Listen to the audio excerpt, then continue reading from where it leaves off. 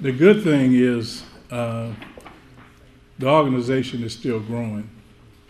So after filing suit behind Chapter 23, which they're so proud to strut around, then the senator and Brother Anderson brought the news back to Louisville. In 2008, fast speed ahead. We hurry up and got us a chapter. A lot of it was because I just totally would not let Middlesboro sit down there and claim that they were the awesome top chapter of whatever, okay? But in the rearview mirror, underneath the scope, was Fort Knox. And I said, boy, if we get a chapter at Fort Knox, we're going to be rocking and rolling. We do have the very, very proud leadership of our Fort Knox chapter here. The doggonest thing about it is, in trying to hoodwink them and fish and draw them in, I landed 2 fish at one time. And then after I hooked both of the fish, then I found out that the person I was fishing and trying to hook is also the vice and the president-elect of the Purple Heart. And I said, oh, man, don't nobody, Miss Baines, don't you think about telling me I can't recruit, okay? Because if Cal Perry thought he did something, honey, this is it, okay? We'd like to have the representatives from the Fort Knox chapter of NABVETS and the president-elect of the Purple Heart come up.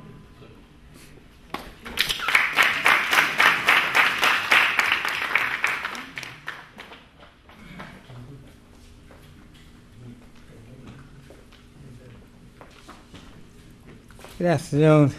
Good afternoon. I am very honored to be here, and I received that call and emails and that to come here and say a few words and receive this award. I was, almost got a low ceiling in my office and almost hit it.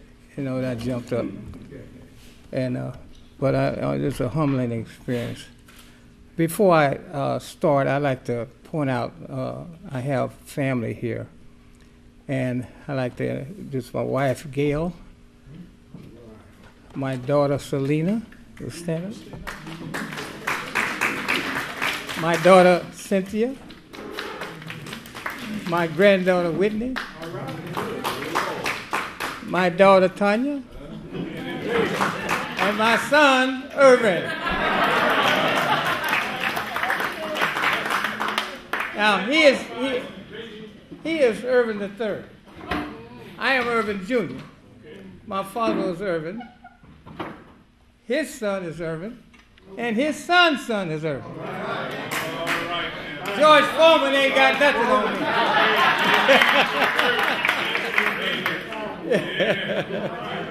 George Foreman ain't got nothing. Well, I like to say a couple of words about service, because that's what I'm all about. And thank you, we did make it back. I'm a Vietnam veteran. I've been in the service, I was in the service for 31 years. I came out as a sergeant major, and I didn't want to come out when they told me I had to go. I wanted to stay to 35 years, but they told me I couldn't go no further. It was political at that point. If you didn't work for a 3-star general or a 4-star general, you was out of the mix. So I worked for a 2-star, so it didn't. He only brought coffee to the other guys. So I didn't have any clout, So, but anyway, I can't say. Well, I will say that in sort of a way, I'm from here, but I'm not born here. I'm born in Miami, Florida, and people say, well, what happened? Why did you come back? Because what I did, after I retired, I came to Fort Knox in 1959. And Fort Knox has been the only stateside station that I've really been in other than a couple of months at Fort Hood, which I re-enlisted to get the H out of there. It was rough. If you had a sticker on your car, the civilians threw rocks at you. They didn't like military. And they were surrounded. Their livelihood was from Fort Hood, Texas. But they didn't like it. Temple, Texas, and Killeen, Texas. You didn't stop in Killeen. You had to go to Temple, Texas to have a good time or go to one of the universities in the state of Texas. But Killeen, you better have the pedal to the metal. You know, they didn't want you in there. But anyway, Fort Knox has been my home since 1959. In 1990, I retired. I packed up and moved to Miami, Florida, which was I was born and raised there. And so 18 years later, one of the things I said when I left Kentucky, I said, God, if you can get me out of this cold weather, I'll never come back again. 18 years later, after my parents died, I decided to come back here. My wife didn't even know it. She didn't know it until I told her we got to pack up a truck. I had gotten my daughter involved with, because she's a loan officer for Bank of America. Now she's with Wells Fargo. So, you know, I get a cut for advertising. Okay. So she worked it out and then checked my credit and everything. And then I said, my son, he's a realtor. See, you got to keep it all in the family. So I told him to make the offer. And he made the offer, but he wasn't serious. You know, he thought I wasn't serious. You know, and I called him up from Miami. I said, did you make the offer? He says, I didn't know you wanted to make an offer. Make the offer. So he made the offer. We went back three or four times, and then the guy said, okay, losing money, you know. I still think he ripped me off, but you know, we signed the deal. My daughter Cynthia, you know, everybody was in this process. She did the closing for me. So we closed in 3 weeks. And I got another loan with Bank of America. You know, that's unusual. We did this just before the crisis. And lucky for me. And I didn't know that, you know, it was going to get approved. I just threw it out there. So when they said it was approved, I told my son, and I got another son and a couple of daughters, told them, I say, let's pack up. And I told my son, get everybody you can get, come on down to Miami and help me load the truck. He did. And we got this big old, it wasn't a U-Haul, it was something else. Anyway, we loaded up, came up here. Mike didn't know it. She didn't know it until I was getting the truck. You know, so anyway, that's how I got back here 18 years later. But what I want to say, just a short bit, service. I'm all about service. When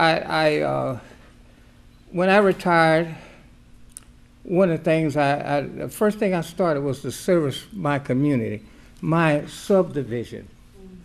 I went out, and my son thought I was crazy, and bought a zero-turn lawnmower. I cut everybody's grass in my subdivision without their permission. I don't do no hedging. I cut. But what I did, though, because I looked at 2 doors down, there was a lady, a wife of a veteran that was in Afghanistan. And she's out there every day doing her yard, cutting, you know, getting the leaves up, all this kind of stuff. And then the other next door to me is husband and wife, active duty soldiers, and she went from green to gold. Now she's a second lieutenant, and he's a sergeant. And they go into work every day. And then on my right is my daughter, and her husband is he just retired, and then he works for ROTC. So everybody got some ROTC potential students. Don't forget the plug. He can help them get into college. I think he services 5 universities here in Kentucky and Indiana and Ohio. So, you know, another plug. So, you know, I cut their grass, and I'm looking at all these folks. You know, I'm retired. I'm sitting back. I'm laying down as much as possible. And they're out there, you know, doing a lot of work. So I say, well, let me start with service in my subdivision. So I cut their grass.